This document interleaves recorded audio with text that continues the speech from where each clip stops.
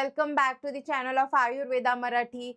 This is just a short video to remind you that we are always with you no matter what.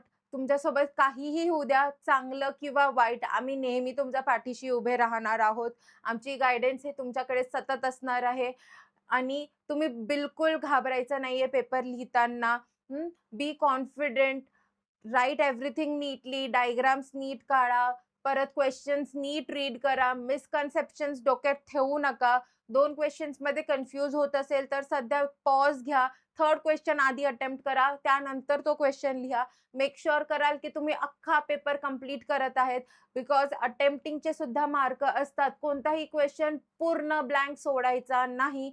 MCQs एकही blank सुटला नाही पाहिजे. MCQs मध्ये तुम्हाला negative marking नाहीये, तर 4 पैकी आय नो प्रोबॅबिलिटी फक्त 25% आहे की तुमचं करेक्ट येऊ शकतं, पण त्या 25% वरती तुम्ही रिस्क घेऊ शकता बिकॉज तुम्हाला नेगेटिव्ह मार्किंग नाहीये.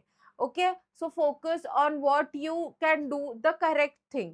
सगळ्यात आधी MCQ मध्ये जर खूप कन्फ्युजन असेल ना तुम्हाला, तर ऑप्शन्स नलिफाय करत चला. राईट आन्सर माहिती नाहीये इट्स ओके, पण ऑप्शन्स नलिफाय करणं is also a good technique.